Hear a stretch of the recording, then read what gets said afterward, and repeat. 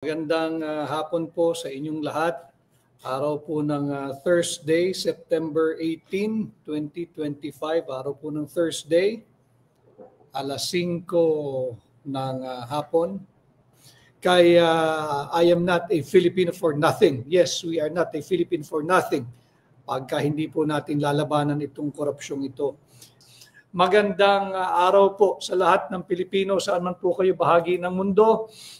Ang ating pamagat ngayong hapon, nagliliyab ang Pilipinas. Nagliliyab ang Pilipinas sapagkat higit nag-aalab ang damdamin ng mga Pilipino sa maraming bagay. Nag-aalab higit dahil sa pagmamahal sa bansa. Nag-aalab dahil sa galit sa mga kurakot at korupsyon sa ilalim ng Bongbong Marcos administration. Lalagay natin sa tamang konteksto dahil nag-overheat na po yung propaganda machine ng Marcos Jr. ni Bongbong Marcos administration. Nag-overheat na ho. Quadruple time na po silang ipihit yung naratibo. Ulitin ko hindi po si Bongbong Marcos ang nag-expose ng flood control project anomalies. Hindi po si Bongbong Marcos ang nag-expose ng mga flood control funds anomalies. Siya po ang most guilty sa loob ng 3 taon ng kanyang panunungkulan dahil pinipirmahan niya ang mga budget, yung mga panukalang budget, kahit ito naman ay paulit-ulit nating sinasabing hitik, siksik, liglig, umaapaw sa korupsyon at kurakutan. Nag-aalabo ang mga puso ninyo, nagliliyab ang Pilipinas. Sana ho ay sa darating na September 21 sa linggo, iba't iba po yung venue ng mga payapa at naayon sa batas na kilos protesta. Pati po yung mga transport group ay nauna na kahapon ay nagsimula na ho sila ng kanilang transport strike. Maunawaan mo rin yung ating mga jeepney drivers, bus drivers, tricycle drivers, padjak drivers. Pataas ng pataas, patuloy nagtataas ang presyo ng krudo, gasolina, kerosene, lahat. Samantalang yung sahod po ng taong bayan, hindi naman ganun din kabilis ang pagtaas. Hindi rin maihabol ng mga miyembro po ng iba't ibang federasyon ng jeepney, ng bus, ng tricycle, ng kung ano man na public transport, yung presyo po ng pasahe. Dahil kawawa ho ang tatamaan tayo, kayo, yung araw-araw na mananakay o public commuters. Kaawa-awa dahil nagtitiis po sila sa kakaliit na kita Samantalang yung mga magnanakaw po sa gobyerno, daang bilyong piso ang ninanakaw. Kanya po nagliliyab na talaga ang Pilipinas sa galit sa mga magnanakaw sa ilalim ng Marcos Jr. administration. Matagal po niyang hinayaan, matagal niyang pinahintulutan Kanya wag po tayong magpapabudol muli na siya yung ginagawang sa naratibo ng propaganda machine ng gobyerno, ginagawa siyang hero. Bongbong Marcos is not a hero and he will never be a hero pagdating sa flood control funds anomaly, sa flood control projects anomaly, at sa unconstitutional, illegal, immoral, invalid 2025 national budget. Siya po yung nuknukan, sukdulan, nasalarin sapagkat pinirmahan niya po ang 2025 national budget na may 1.1 trillion pesos na pondo. Saan pa nga ba? Di sa DPWH. Kaya wag po tayong magpapalinlang, wag po tayong magpapabudol. Sa darating na linggo, iba't ibang grupo ang magsasagawa ng payapang pagkilos, iba't ibang lugar, subalit ang maisog ho, wala pong kulay ng kahit anong politika yan, ang dadalin lamang pong bandera o watawat ay ang watawat ng Republika ng Pilipinas. At nakikita ko na yung mga naglalabasan, kagabi meron, nung isang araw pa meron ho dyan sa labas ng batasan. Dalin po ninyo ang watawat ng Republika ng Pilipinas. Dahil ito na po ang ating pinaglalaban, ito na po yung ating ipinapakiusap sa lahat ng mamamayan, sa lahat ng kawani ng gobyerno, sa ating Armed Forces of the People at sa ating Pulis ng Pilipinas, ang PNP, PNP Pulis ng Pilipino. Paglaban po ninyo ang ating bandila, ipagtanggol po ninyo ang ating saligang batas at labanan po ninyo yung korupsyon. Yan po ang dapat ninyong bantayan. Dakpin po ninyo kung maaari. Why? Crime is being committed daily. Crime is being committed. Rinerape po nila yung pondo nating mga Pilipino. Abay, pati po yung inyong pensyon ng mga military and other uniformed personnel. Dali po iyan. For this year alone, huwag ninyong kakalimutan. Binawasan kayo ng 80 billion pesos more or less. Kaya dyan natin makikita, ito pong issue ng korupsyon, wala pong kinikilala ito. Tricycle driver ka, sundalo ka, abogado ka, doktor ka, yung nagtatrabaho sa healthcare industry, negosyante ka, meron kang pwesto sa palengke, malaki katamtaman o maliit kang negosyante, dali ka sa issue ng korupsyon. Nagdudumilat na ho lahat ng ebidensya.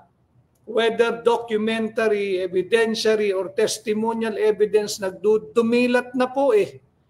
Kanya kinakailangan talaga magtulong-tulong po tayo. Meron pong nagpadala sa, ulitin ko September 21, sa pong venue, dyan po sa Liwasang Bonifacio sa lungsod ng Maynila.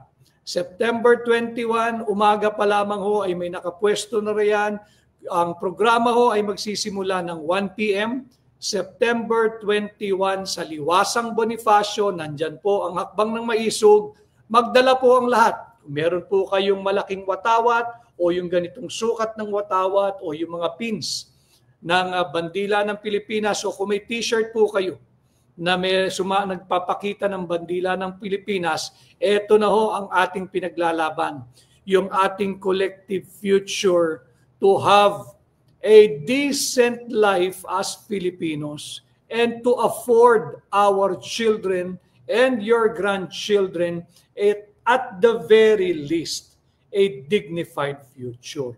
Nagliliyab ang Pilipinas. At tama po yung ating mga kasundaluhan, respect and obey what the dictates of the Constitution kung ano ang linalaman ng saligang batas. Papakita ko lang ho ito. May nagpadala rin sa akin. Tama po ito. Ang ating mga Armed Forces of the People, the Armed Forces of the Philippines, the honorable women and men of the AFP, ang ating mga honorable men and women of the Police ng Pilipinas, Police ng Pilipino, nagbubuwis ho kayo ng buhay. Nagbubuwis kayo ng buhay. Samantalang itong mga hindi na ho tao itong mga korap na politiko eh. Yung mga mambabatas na source ng korupsyon sa flood control funds, habang ang ating mga miyembro ng military and other uniformed personnel ay nagbubuwis ng buhay, ito pong mga korap na politiko ay nabubuhay sa buwis na ninanakaw sa ating lahat. Ano ho? Alam ho ninyo kung bakit tumatakbo ang Pilipino sa ating mga miyembro ng Armed Forces of the Philippines o yung Armed Forces ng Pilipino. Sapagkat katangi-tangi po yung ating mga military and other uniformed personnel. Ibang klase po ang kontrata nila. Yung social contract, yung social pact ho ninyo sa mamamayang Pilipino, you are authorized to kill in the defense of your country, of our sovereignty, and of the Filipino people.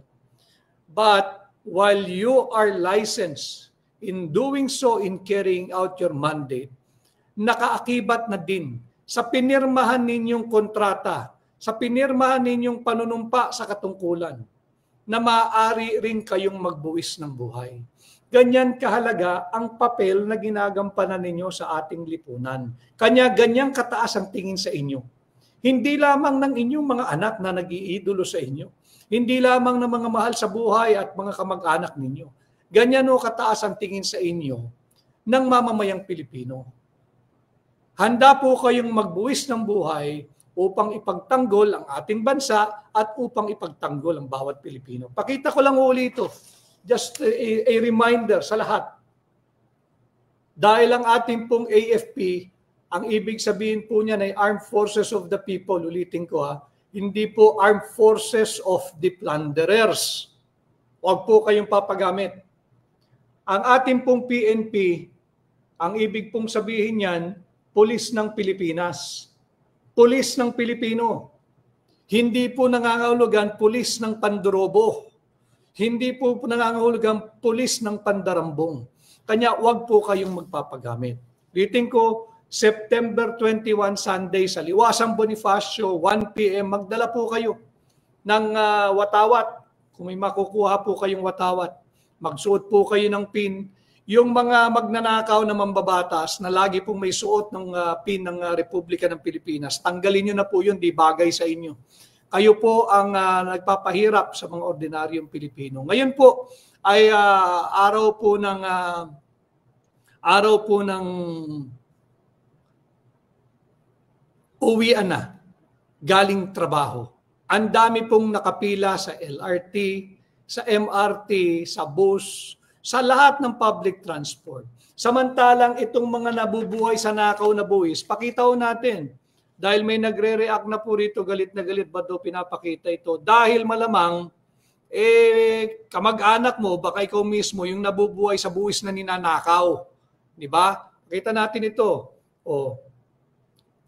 Pakita natin ito. Yan, maganda ho yan para talagang matauhan kayo. Nabubuhay sa buwis na nakaw. Lahat po ng immune o lahat po ng insulated o lahat po ng hindi tinatablan ng baha. Yan. Lahat po ng hindi tinatablan ng perwisyo dulot ng baha. Lahat po ng hindi tinatablan ng perwisyo dulot ng korupsyon. Maalaya po kayong magtungo rin sa lugar na gusto ninyo. Kung gusto niyo sa Batasan o gusto niyo sa Malacanang, mag-rally din kayo sa Linggo. Wala hong pumipigil sa inyo. Yung mga pro-pagnanakaw, yung nakaw pamor, kurakot pamor, lumabas din ho kayo at hindi ho sasama ang loob ng mga laban sa korupsyon. No? Nagliliyab ang Pilipinas dahil sa korupsyon. At lagi yung sinasabi natin paalala, na ating ipagtanggol, defend, respect the Constitution. Meron lang po akong mga inilagay, lalagay natin sa tamang konteksto. Bakit nagliliyab ang Pilipinas at nag-aalab ang damdamin ng Pilipino pagdating po sa usapin ng korupsyon? Lahat po tayo apektado Habang nagpapakasasa, itong mga nabubuhay sa nakaw na buwis, yung ating po mga kasundalhan na ginagamit nilang kasangkapan, nagbubuwis ng buhay. Hindi ho tama, hindi ba? At yung ating mga pulis ng Pilipino, ang ibang assignment po niyan, bantayan yung pamilya ng mga nabubuhay sa buwis na nakaw. Yung mga nepo babies. Kagaya po nung napakaraming hirap na makauwi ngayon at namamasahe. Ito pong mga ito, ang mga sasakyan kay Gagara. At meron pa hong mga wangwang yan, may mga escort pa. Di na ho nahiya Di na nahiya. Napakalaki na po ng issue ng korupsyon. Titin ko malinaw po, lagyan natin ng konteksto na naayon po sa ating saligang batas. Article 2, Section 1, malinaw po yan. The Philippines is a democratic. Democratic po, hindi po dictatorial. No? Wala po tayo sa diktadorya. Democratic, meron po lahat tayong freedom space at meron po yung mga garantiya sa Bill of Rights natin, Article 3. Article 2, Section 1, the Philippines is a democratic and a republican state. Sovereignty, yung ating mga mahal na nagsisilbi sa gobyerno. Sovereignty resides in the people. Sa taong bayan po nanggagaling lahat ng otoridad na inyo pong merong pansamantalang pinanghahawakan. Kanya dapat maging responsable kayo. The Philippines is a democratic and republican state. Sovereignty resides in the people. and all government authority emanates from them, emanates from you. Dagdagan pa po natin, Article 2, Section 3. Civilian authority. Kayo po yun, yung mga maglalabasan sa September 21 sa linggo. Sa Liwasang Bonifacio, 1 p.m., nandyan po ang hakbang na maisog para magsagawa ng isang payapa at naaayon sa saligang batas na pagkilos at protesta. Article 2, Section 3. Civilian authority is at all times supreme over the military. Malinaw po yan, ha? Civilian authority, tayo pong mga sibilyan, sa lahat ng panahon, sa lahat ng pagkakataon, ay higit na nakakataas kesa sa ating mga military. At eto na ho, papasok ang kahalagahan ng mga kasama natin sa Armed Forces of the People. Na nagbubuwis ng buhay, samantalang yung mga korap na politiko na mambabata sa ilalim ng Marcos Jr. administration, nabubuhay sa buwis na kanilang ninanakaw. Civilian authority is at all times supreme over the military, and the AFP is the protector of the people. The AFP is the protector of the people and of the state. Kaya wag ho kayong magugulat kung may mga naririnig kayong paniwagan, AFP, PNP, please help save the country. Malinaw po, bumabalik lang naman yung mga nananawagan at humihingi ng tulong at saklolo sa ating sandatahang lakas, yung Armed Forces of the People. Hindi po yung Armed Forces of the Plunderer, magkaiba po yun. Sapagkat nakasulat po sa ating saligang batas yung mahalagang papel na ginagampanan ng ating sandatahang lakas. Civilian authority is at all times supreme over the military. The AFP is the protector of the people and the state. Napakahalaga po nun. Ito rin po, para lagyan natin ng konteksto, bakit hindi na karapat-dapat yung ganitong uri ng paninilbihan ng mga yan sa ating lipunan. Alam mo ninyo, Article 2, Section 4, the prime duty, makinig po yung mga tao sa gobyerno, the prime duty of the government is to serve and protect the people.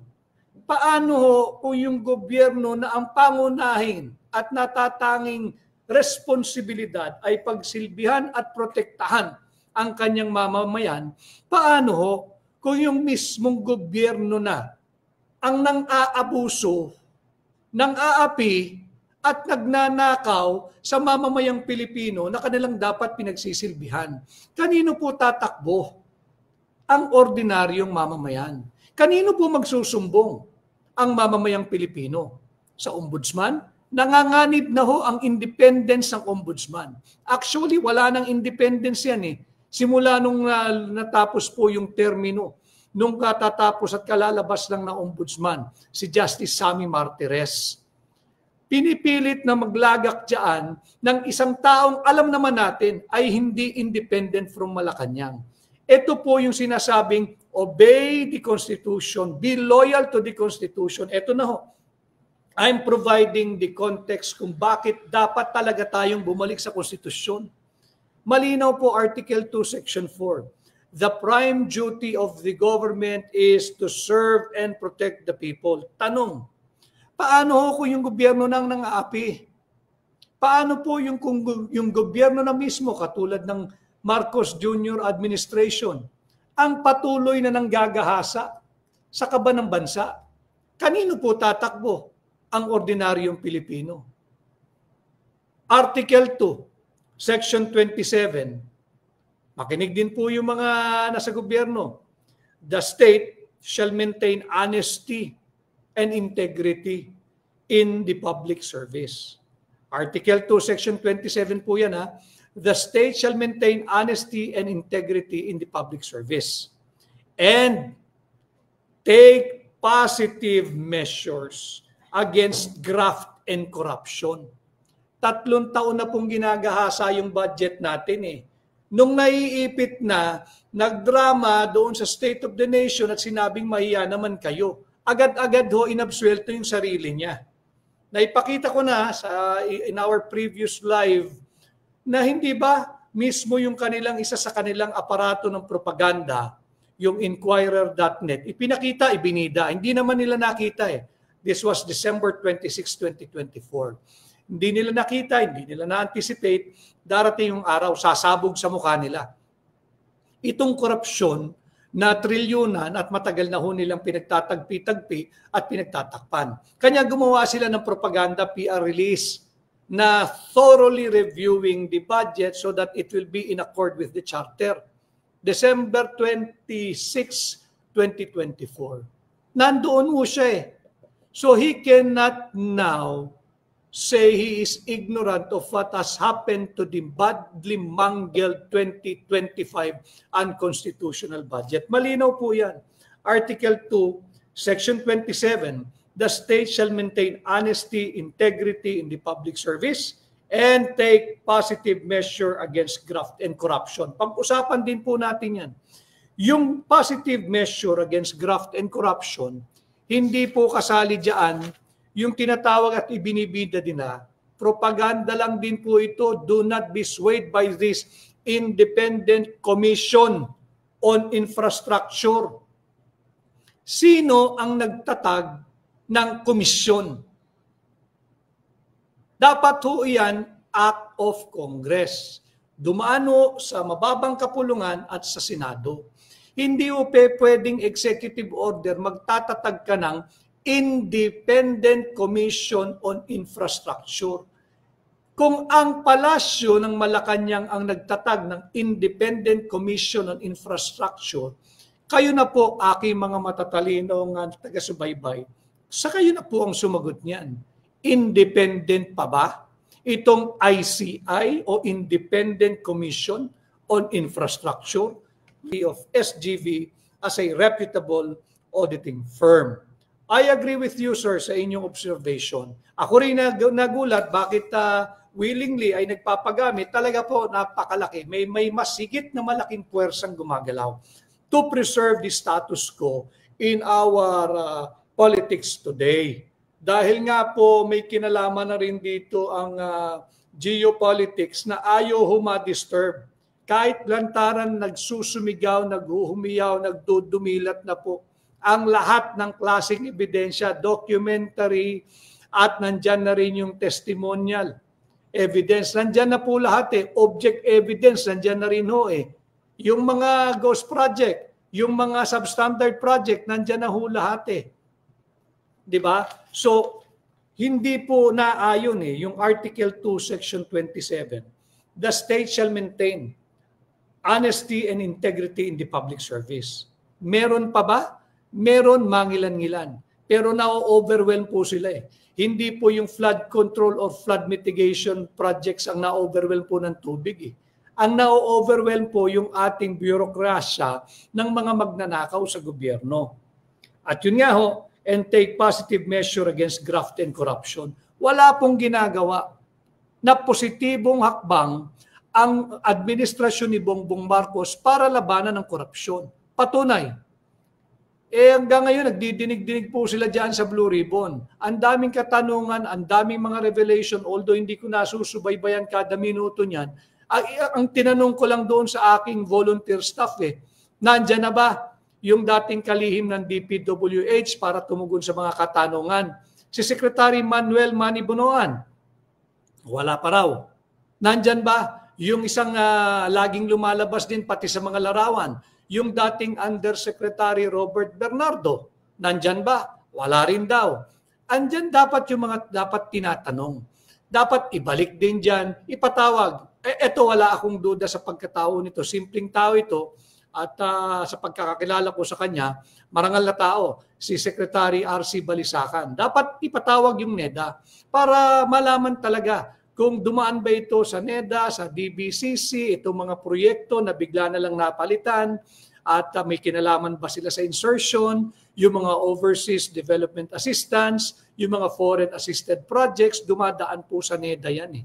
At kung bakit kinansila ng South Korea, salamat naman. Yung 28.7 billion na pautang sa Pilipinas, anong nangyari? Doon sa bilyong piso ring pautang ng Korea Exim Bank to fund the Panay Guimaras Negros Bridge. At anong nangyari? Bakit kinakailangan nakunin ng gobyerno yung 60 billion PhilHealth funds noong 2024 para ho ipantakip dito sa loan sa Korea Export-Import Bank? Ito po yung dapat nanaryan sa pagdinig. Ano ho? At yung sinasabing the state shall maintain honesty and integrity in the public service and take positive measures against graft and corruption, hindi alintana ito ng kasalukuyang Pangulo, si Bongbong Marcos. Bakit? Kita naman ninyo kung paano nagbabarumbado yung ating COMELEC chairman eh. Mag-isa niyang binabago pati jurisprudence. Sagasa po, ito po yung sagasa. Pati yung sa Korte Suprema. Pinaupo po niya yung talo dyan sa Maynila, yung Congressman Benny Abante. Pinaupo po niya in violation of the express dictates of the Constitution na hindi ka maaari, walang sino mang maaring mambabatas o local executive na manungkulan ng more than 3 consecutive terms. Benny Abante, pinaupo. Yung Yeda Romualdez, asawa ni nagbitiw na Speaker Martin Romualdez, pinaupo. Samantalang yung nanalo ng mahigit 2 milyong boto, tinanggal yung Duterte Youth. O nasaan ang integrity? Nasaan ang honesty? Nasaan yung positive measures to combat, to address graft and corruption? Nagsusumigaw at nagdudumilat at humihiyaw na po itong mga kaganapan sa ating bansa. At ngayon naman, yung Gabriela papaupuin o pinaupo na yata kahapon. So wala po eh. Ibinabalik lang natin sa konteksto ng ating saligang batas. Ito po'y mahalaga rin. Article 6, Section 16, Subparagraph 4. Each house, meaning the Senate and the House of Representatives, shall keep a journal. Meron po dapat silang journal ng lahat ng kanilang proceedings. At from time to time, dapat po nila itong ilathala. Ano? At not unless ito po ay may kinalaman o manganganib ang ating national security. Yung issue po, may karugtong pa yan. Each house shall also keep a record of its proceedings. Article 6, Section 16. Bakit po mahalaga linalagyan natin ng kontekstong konstitusyonal yung ating pagla-live ho ngayon? Sinusundan ko lang yung naging panawagan sa ating mga kasundaluhan na be loyal to the Constitution. No? Maging tapat sa ating saligang batas. Inilalahad ko lang yung napakaraming violation ng kasalukuyang administrasyon. Hindi sila tapat sa ating saligang batas eh. Kanya dapat ang ating mga kasundalahan huwag magpagamit. Remember, put it in your heart. Pilipino ho tayo pare-pareho, may pamilya din kayo. You are the armed forces of the Filipino. You are the armed forces of the people. Hindi po kayo armed forces ng plunderers.